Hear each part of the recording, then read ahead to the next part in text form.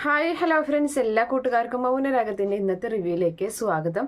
അങ്ങനെ ആദ്യം തന്നെ നമ്മുടെ സരയുവിനെ കാണിക്കുകയാണ്. അപ്പോൾ താരയാണെങ്കിൽ അവിടെ അലക്കിയ തുണികളൊക്കെ മടക്കിക്കൊണ്ടിരിക്കുകയാണ്. അപ്പോൾ ആ സമയത്ത് സരയു അവിടേക്ക് വന്നിട്ട് പറയുന്നുണ്ട്, അറിഞ്ഞായിരുന്നോ കാര്യങ്ങൾ എന്ന് ചോദിക്കുകയാണ്.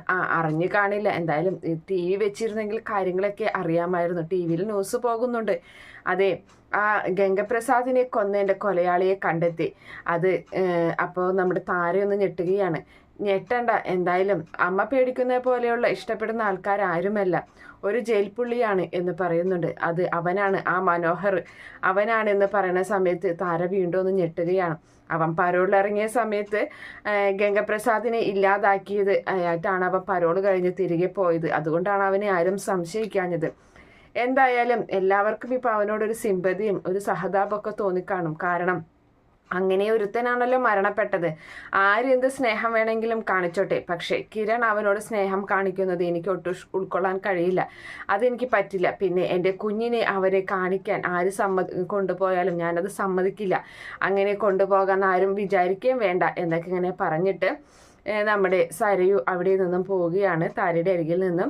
അങ്ങനെ അതിനുശേഷമാണെങ്കിൽ നമ്മുടെ വിക്രം ജയിലിൻ്റെ അകത്ത് അങ്ങനെ നിൽക്കുകയാണ്. അപ്പോൾ ജയിലിൽ അവിടെയുള്ള മറ്റൊരു ജയിൽ പുള്ളി വന്നിട്ട് ചോദിക്കുകയാണ്, എടാ എന്നാലും എന്തിനായിരിക്കും ആ മനോഹരനെ പുറത്തേക്ക് കൊണ്ടുപോയത് എന്ന് ചോദിക്കുകയാണ്.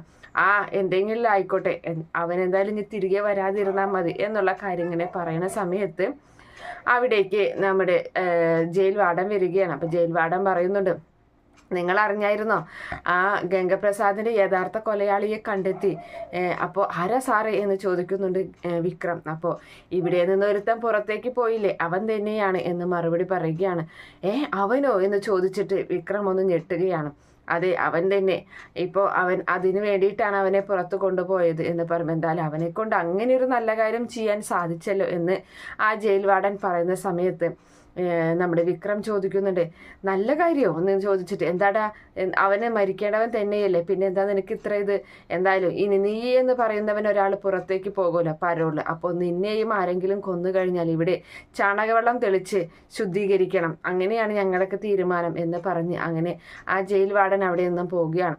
അങ്ങനെ ആ സമയത്ത് വിക്രം എന്നൊക്കെ പറഞ്ഞിട്ട് അവിടെ അങ്ങനെ ഇരിക്കുകയാണ്. എന്നാലും അവനാണോ ഇത് ചെയ്തതെന്നുള്ള രീതിയിൽ അങ്ങനെ ഇരിക്കുകയും ചെയ്യുന്നുണ്ട്. അതിനുശേഷമാണെങ്കിൽ നമ്മുടെ കല്യാണിയെയും കിരണിനെയും കാണിക്കുകയാണ്. അപ്പോൾ അവരെ ബെഡ്റൂമിൽ അങ്ങനെ ഇരുന്നിട്ട് സംസാരിക്കുന്നുണ്ട്. ഈ പറയുന്ന മനോഹറിനെ പറ്റി തന്നെയാണ് പറയുന്നത്. അവൻ എന്തായാലും ഇത്രയും നല്ലൊരു കാര്യം ചെയ്തിട്ട് അവനെ ഇനി നമ്മൾ സംരക്ഷിക്കുക തന്നെ വേണം. അവൻ ജനിച്ച് വളർന്ന ജീവിത സാഹചര്യങ്ങളൊക്കെ അങ്ങനെ ആയതുകൊണ്ടാണ് അവൻ ഇങ്ങനെ ആയത്. എന്തായാലും അവനെ നമുക്ക് സംരക്ഷിക്കുകയും അതുപോലെ അവൻ ആഗ്രഹിക്കുന്നത് പോലെ അവൻ്റെ കുഞ്ഞിനെ നമുക്ക് കാണിച്ചു കൊടുക്കണ്ടേ കല്യാണി എന്നിങ്ങനെ ചോദിക്കുകയാണ് കിരൺ. വേണം കിരണേട്ടാ, അതെന്തായാലും വേണം, സരുവിനെ എതിർത്തിട്ടായാലും അത് വേണം എന്ന് പറയുകയാണ്. എന്തായാലും അവൻ അവിടെ സുരക്ഷിത, അവൻ 2 ദിവസത്തിനുള്ളിൽ അവൻ അങ്ങോട്ട് പോകും. പിന്നെ ജയിലിൽ ഒരുത്തനുണ്ടല്ലോ വിക്രം എന്ന് പറയുന്നവൻ, അവനെയാണ് ഇനി പേടിക്കേണ്ടത് എന്നൊക്കെ ഇങ്ങനെ പറഞ്ഞങ്ങനെ ഇരിക്കുകയാണ്. അങ്ങനെ അതിന് ശേഷം അവരവിടെ നിന്നും എഴുന്നേറ്റിട്ട് നമ്മുടെ കിരൺ പോയി TV ഒന്ന് വെക്കുകയാണ്.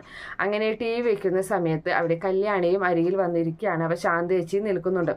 അങ്ങനെ TV കാണിക്കുന്ന ന്യൂസ് ഇതാണ്, ഇപ്പോൾ കിട്ടിയ വാർത്ത എന്ന് പറഞ്ഞുകൊണ്ട് കൊലയാളി സ്റ്റെഫി ജയിൽ ചാടിയിരിക്കുകയാണ് എന്ന് പറയുന്നുണ്ട്.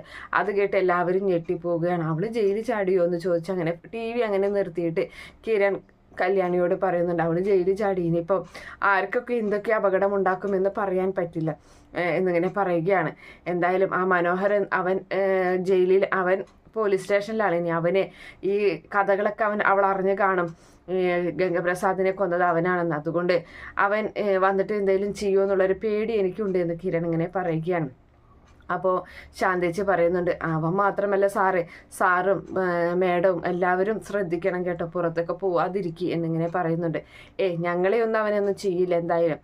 അപ്പോൾ ലക്ഷ്മി അമ്മയും കാർത്തികയും സൂക്ഷിക്കണം എന്നിങ്ങനെ കിരൺ പറയുകയാണ്. അങ്ങനെ അതിന് ശേഷമാണെങ്കിൽ നമ്മുടെ കിരൺ പറയുന്നുണ്ട്, എന്തായാലും അവൻ ചെയ്തത് നല്ലൊരു കാര്യമാണ്, ഈ സ്റ്റെഫിയെയും കൂടി ഇനി തളച്ചിടണം, അവളിനി എന്തിനൊക്കെയുള്ള പുറപ്പാടാണാവും, അവൻ്റെ കൂട്ടുകാളികൾ ഗംഗപ്രസാദിൻ്റെ കൂട്ടാളികളെ കണ്ടിട്ട് എന്തായാലും അവൾ കണ്ട് സംസാരിക്കും. അവൾ ഇനി എന്താണാവോ ചെയ്യാൻ പോകുന്നത് എന്നൊക്കെ ഇങ്ങനെ പറഞ്ഞ് അങ്ങനെ നിൽക്കുകയാണ്.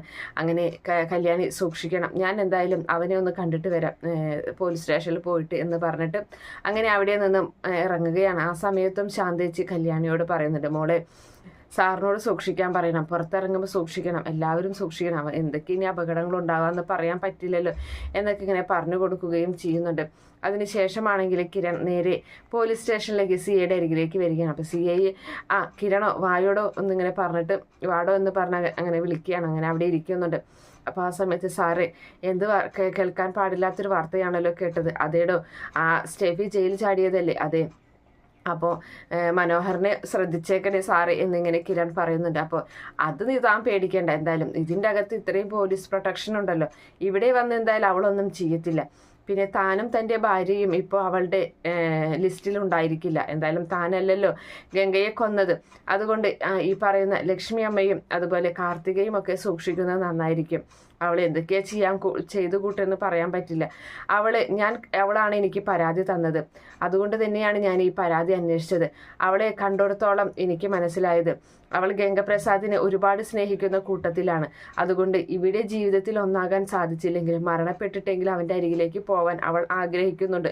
അതുകൊണ്ട് തന്നെ അവൾ മരണം എങ്ങനെ വേണമെങ്കിലും അവൾ ഇറന്നു വാങ്ങാം. ഒരു പക്ഷേ ഒരു മനുഷ്യ ബോംബായി വന്ന് അവൾ മരണപ്പെടാനും അവൾ അങ്ങനെ ചെയ്യാനും സാധ്യതയൊക്കെയുണ്ട്. അതുകൊണ്ട് എല്ലാവരും ഒന്ന് സൂക്ഷിക്കുന്നത് നല്ലതാണെന്നൊക്കെ ഇങ്ങനെ CI പറഞ്ഞു കൊടുക്കുകയാണ്. എന്നിട്ട് സമയത്ത് ഇനി മറ്റൊരുത്തനുണ്ടല്ലോ, ഇനിയിപ്പോൾ അവളെ പിടിച്ചു കൊണ്ടുപോയി കാട്ടിലേക്ക് കൊണ്ടുപോകണോ എന്നിങ്ങനെ ചോദിക്കുകയാണ് CI. അപ്പം എന്താ സാർ അങ്ങനെ ചോദിച്ചാൽ അപ്പോൾ CI ഒന്ന് ചിരിച്ചിട്ട് ഒന്നുമില്ല, ചോദിച്ചെന്നേ ഉള്ളൂ എന്ന് പറയാണ്.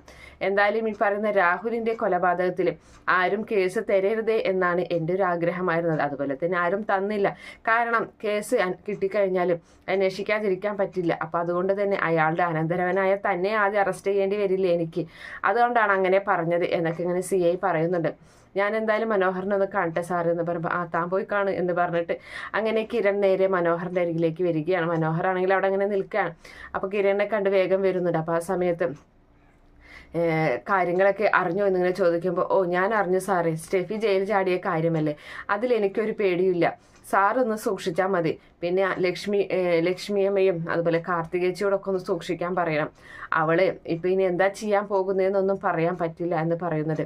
അപ്പോൾ ഇതിൻ്റെ അകത്ത് സാറ് പേടിക്കണ്ട, ഇവിടെ ഇത്രയും പോലീസ് പ്രൊട്ടക്ഷൻ ഉള്ളതല്ല, അവൾ ഇവിടെ വന്ന് എന്ത് ചെയ്യാനാണ്, എനിക്കിനിപ്പോൾ ചെയ്താലൊരു കുഴപ്പവുമില്ല. പിന്നെ ഒരുത്തൻ ജയിലിലുണ്ട്, വിക്രം, അവനെയും സൂക്ഷിക്കണം, അവൻ ഉടനെ തന്നെ പരോളിൽ ഇറങ്ങും സാറേ എന്ന് പറയുന്നുണ്ട്. അപ്പോൾ കിരൺ പറയാണ്, അവനെ ഒന്നും എനിക്ക് പേടിയില്ല, അവനൊക്കെ ചീള് കേസാണ്, അതുകൊണ്ട് അപ്പോൾ ചീള് കേസൊക്കെ തന്നെ ആയിരിക്കും സാറേ, പക്ഷേ മറഞ്ഞു നിന്ന് ആയുധം കയ്യിലെടുത്ത് മറഞ്ഞു നിന്ന് എന്തെങ്കിലും ചെയ്യാൻ അവർക്ക് നിഷ്പ്രയാസം സാധിക്കും. അത് നമുക്ക് മനസ്സിലാകില്ല. അവരൊക്കെ അങ്ങനെ മറഞ്ഞു നിന്ന് ചെയ്യുന്നവരാണ് എന്നിങ്ങനെ പറഞ്ഞു കൊടുക്കുന്നുണ്ട് നമ്മുടെ മനോഹർ. എന്തായാലും എൻ്റെ കുഞ്ഞിനെ ഒന്ന് കാണിക്കണം സാറ്, എനിക്ക് ആ കുഞ്ഞിനെ കാണണമെന്ന് ആഗ്രഹമുണ്ടെന്ന് പറയുമ്പോൾ തൻ്റെ ആഗ്രഹം സാധിച്ചു തരാടോ ഞാൻ എന്തായാലും എന്നൊക്കെ നമ്മുടെ കിരൺ മനോഹറിനോട് പറഞ്ഞങ്ങനെ എന്തായാലും കിരൺ അവിടെ നിന്നും പോവുകയാണ്. അവനൊക്കെ ആശ്വസിപ്പിച്ചിട്ട് ആ ഒരു ഭാഗം കാണിച്ചിട്ടാണ് ഇന്നത്തെ എപ്പിസോഡ് അവസാനിക്കുന്നത്. ഈ റിവ്യൂ ഇഷ്ടപ്പെടുകയാണെങ്കിൽ ഈ ചാനൽ ഒന്ന് സബ്സ്ക്രൈബ് ചെയ്ത് സപ്പോർട്ട് ചെയ്യുക. Okay friends, bye, thank U.